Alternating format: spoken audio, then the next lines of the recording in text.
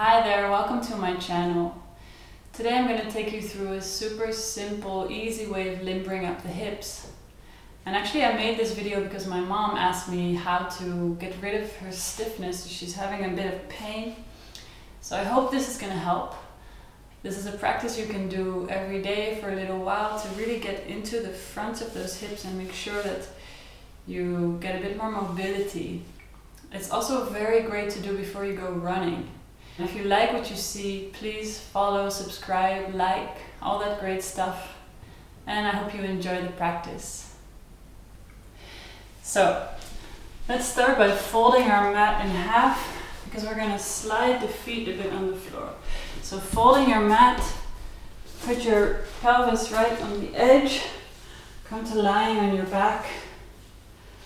For a moment, just bring your knees to your chest and move yourself a little bit up and down by pulling your knees closer and releasing them again. And from here, bring your hands to the floor, bring your feet up to the ceiling. No need to stretch your legs all the way. Your feet can be very loose. Give your legs a little shake, side to side, loosening your thigh muscles and your calf muscles, and then also a little bit up and down, just shaking your legs out. Now from here we're going to do 10 ankle circles in one direction, very small, simple ankle circles. 7, 8, 9, 10, reversing 1, 6, 7, 8, 9, 10. Shake out your feet again, your legs. And from here, we're going to make alphabet shapes with the feet. So it doesn't matter if it's right or wrong or if you can actually see the shapes of the letters, but it's all about making very small, intricate movements with the feet. So try with your toes to form the letters of the alphabet, and we're looking for a sense of tiredness in the ankles. So what this does, because we have the feet above our hips, the heart has to work extra hard to pump the blood into the feet. And the more we move, the faster we move the feet, the faster the heart has to pump the blood into the feet, which activates the synovial fluid in the hip joints, the knee joints, and the ankle joints. Synovial fluid is like a motor oil for your joints. So keep moving very randomly, making the letters of the alphabet, and then wiggle your toes. If you feel your ankles getting tired and your muscles starting to react a bit slower, it's a good sign. It means those fluids are running. Then do another 10 ankle circles, one direction, reversing the other direction. Good. And shake it out one more time. And both up and down and side to side. And then a few times dropping your heels to your butt and kicking your feet up. Shaking out those legs. From here, drop your feet to the floor. Lengthen your legs. Now take your right leg and start to circle the foot along the floor. So you're bringing your heel towards your sit bone, then outwards and sliding it out again. 10 in total. One more. Changing sides. With the left foot now pulling the heel towards the sit bone and moving the foot out. Making circles with the hip, knee and ankle. Now changing directions. The knee moves from in to out this time. So you're still pulling your sit bone, your heel towards your sit bone, and the knee is moving from inwardly to outwardly. One last one. Changing sides, left foot, moving your knee in and out, dropping any tension.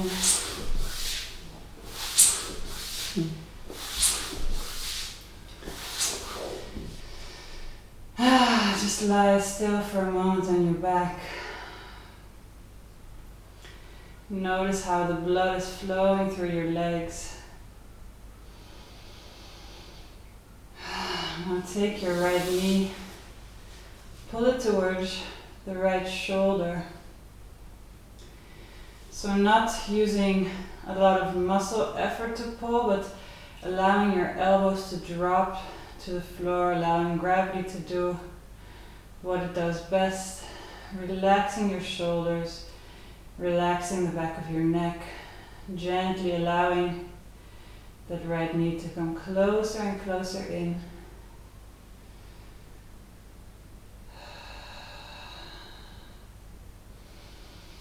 Every out breath you release the hip a little bit more.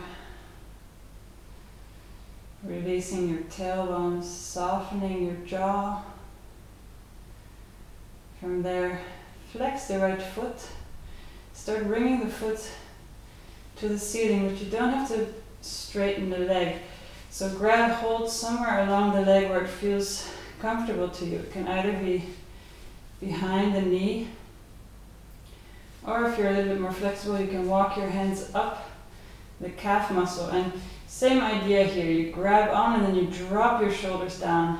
So not pulling on your leg with muscle force, but allowing gravity to do the work. Strong flex in the right foot. You can keep the right knee a little bit bent and gently bring the leg closer to you. Now if it's really too intense of a stretch, or if you're having to lift your shoulders off the floor to reach the leg, you can always bend your left knee and step the left foot on the floor. But if it's easy, keep the left leg long, softening the front of the left hip. Super gentle here, and only if you're very comfortable, you can start to work towards straightening your right knee. Seeing if you can keep the thigh in the same, facing the same direction where it was, and all you're doing is extending the lower leg in the same line. Super easy. Bend your knee. Pull the knee towards the chest one more time. And then gently let that go. Changing sides. Bring your left knee towards the hip. Take it super easy. Maybe this side feels very different than the first side. It's okay, it's normal. Uncurling your tailbone and letting the weight of your hands, the weight of your elbows sink down. Not pulling on your knee. You're just relaxing the weight. Softening the back of the neck. Breathing into the front of the hip. Trying to release the inner thigh. Make sure both of your shoulders are evenly grounded, so you're not rolling onto your left side here. The weight is evenly divided between the hips. From here, flex your left foot, and then grab either behind the knee or behind the calf muscle. Keep your knee a little bit bent. Walk your hands to a comfortable place, then drop your shoulders down to the floor. Flex your left heel towards the ceiling. And just see again if you can keep your shoulder blades relaxed, letting your elbows hang towards the floor. Not so important here that you straighten the left knee, more important that you keep the right hip soft and relaxed, the shoulder soft and relaxed. And again, if this is very challenging, you can always slide your right leg, your right foot up and bend the knee, giving a little bit more space. Now only if you're very comfortable here, see if you can keep the same angle of your upper thigh. So you're trying to connect the upper thigh, the upper left thigh, with your left side of your rib cage and your lower belly. See See if you can keep that connection and just extend the lower leg. You can a few times bend and straighten.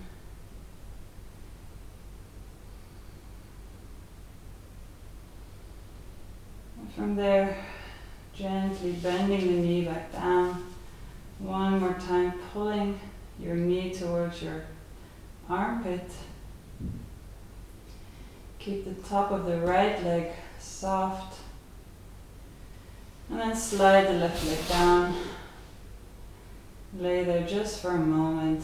Feel the blood rushing into your left leg.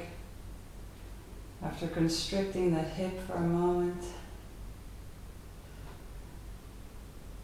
Now place both your feet on the floor, close to your sit bone, so you can touch the backs of your heels with your hands.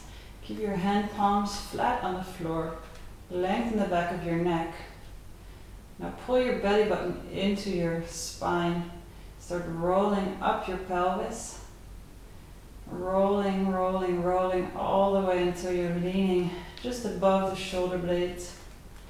A little stretch for the front of the hips. A little bit of strengthening for the butt muscles. Gently coming back down, rolling back down. Now place your both hands on top of your hips and press them down, creating a lot of space between the hip bones and the lower ribs. And feel a big stretch on your lower back here and on your lower belly. Gently release. And one more time, we're going to tuck the pelvis in. So pull your belly button into your spine. Roll the pelvis up, up, up. Strongly stepping your feet into the floor. Maybe pushing your pelvis even a little bit higher than before. And then super gently, vertebra by vertebra, rolling the spine back down. Using the abdominal muscles to round the lower back all the way till the end. Then coming back to a neutral spine. One more time, placing your hands on your hips with the thumbs inside and the fingers facing out. And pressing down into those tops of the thighs. Creating a lot of space between the ribs and the hips.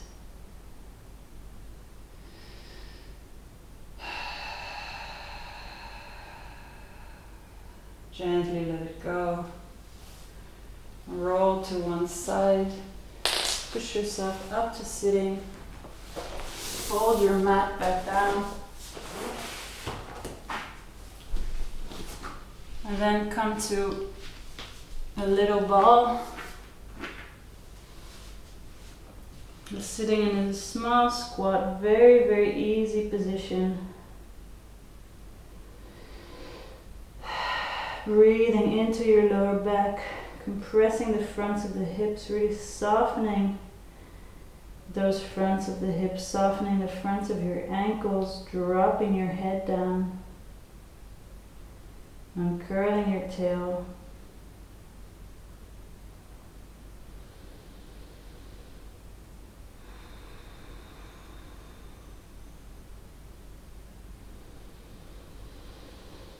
Breathing deeply,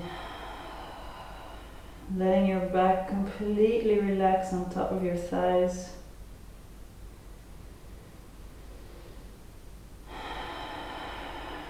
Now slide your arms to the insides of your knees and let your knees gently fall open. Really drop your head, really relax your whole neck, relax the jaw. Soft focus in towards your belly button. Your elbows are weighing down towards the floor. Deep belly breaths, expanding the back of your hips here.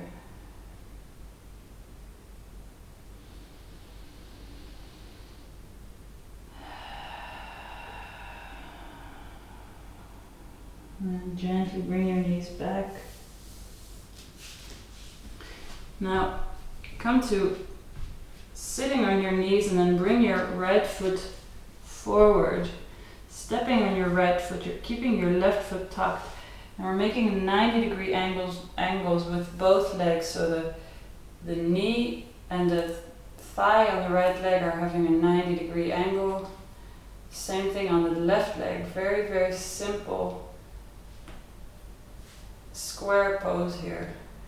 From here, leaning your hands on your knee, start to tuck your pelvis gently forward. If this is painful for the left knee, you can always fold your yoga mat. It's a very, very simple stretch for the front of the left thigh. Pressing down into the base of the left toes. And only if you're really comfortable here and you feel you can go a lot deeper, round your back forward. Shift your left knee a little bit further back and walk your hands back up onto your knee. Sinking your hips down lower, using the hands on top of the knee to push your ribs up and away from the hips while you sink your hips forward and down. Gentle stretch from the front of the left hip. Make sure you keep your shoulders down and soft, back of the neck long. Soft focus. Then drape your torso down over your right leg. Drop your head for a moment. Take a deep breath here. And then bring the left knee closer in. Step the right knee down next to the left. Tuck the right toes. Then bring your left foot forward and step it down. 90-degree angles on both legs. So your ankle of the left foot is right below the knee. And the right hip is exactly above the right knee. 2 90-degree angles, leaning both your hands on your left knee. So you have a lot of space between the ribs and the hips, and then start to tuck your pelvis gently forward. Feeling a very gentle stretch on the front of your right thigh. Again, trying to use minimal effort here. Very simple, basic pose. And only if you want to go a little bit deeper, lean the weight forward, drape your torso over your left thigh, use your both hands on the floor, and walk your right knee a little bit further back. Keep the right toes tucked. This helps to keep the right hip facing forward. Then place both of your hands on top of your left knee. Use those hands to push your rib cage up and away from the hips while the hips sink forward and down. Breathing deeply.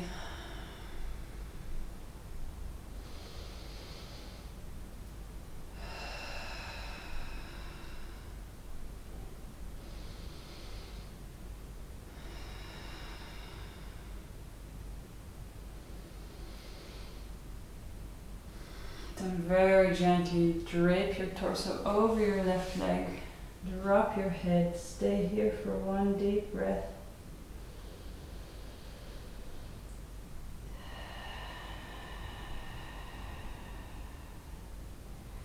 Then step the right knee further forward. Bring the left knee down next to the right. Keep your toes tucked. Walk your hands backwards all the way to behind your hips. If this is available to you, if it's too intense for the feet, you can stay a little bit more up on your fingertips. And here we're just gonna, just like we did when we were lying on our backs, tuck the pelvis and just lift the hips gently. And release. 2 more times, slowly tucking the pelvis up and releasing. Tucking the pelvis up and release it down. Then walking the fingertips back forward, pushing into your hands to come back into your little ball.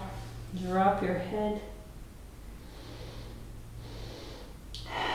A lot of hip mobility problems come from being unable to sink deeply into the front of the hips. So actually hamstrings and lower back flexibility is really helpful with hips, with hip issues. So from here we're just going to do a super simple forward fold. Bring your heels down to the floor, keeping your knees slightly bent. Drop your head. Now if you cannot touch the floor yet, you can take 2 blocks here and place them underneath your hands. And if you can't touch the floor, especially with your knees bent, just take a moment to lengthen your back and then see if you can drape your rib cage down as far down the thighs as you can. Then fold yourself forward, drop your head down. And you're sticking your sit bones up at the ceiling. And from here, trying to keep the connection between the belly and the upper thighs. Gently, gently start to work towards straightening the knees. They don't need to straighten all the way. To get a good deep hamstring stretch, it's much more important you keep the lower back very long and you stick the sit bones up at the ceiling.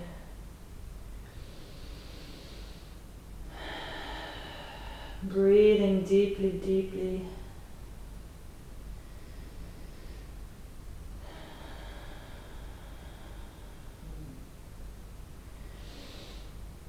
A few times bending and straightening, or going to as straight as you can while keeping the ribs and the upper thighs connected. A few times up and down. And then start to alternate between your legs. So one knee bends, then the other knee bends. Keeping the soles of your feet flat on the floor. Shifting the hips, really working into the lower back and the sides of the hips. And then very gently start to roll up while keeping this shifting movement of the knees and the hips. Super slowly, vertebra by vertebra, rolling up, up, up. And once you reach the top, increase the speed of your hip movements. Sliding, sliding. Let your shoulders react, let your neck be loose. Even faster, even faster.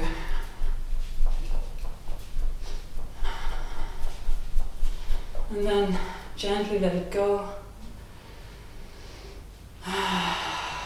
Standing tall in front of your mat. Open your palms. Lengthen the back of your neck, open your chest, lengthen your lower belly and ground your feet strongly down into the floor. Thank you very much for joining today. I hope your hips feel nice and limber and flexible. And see you next time.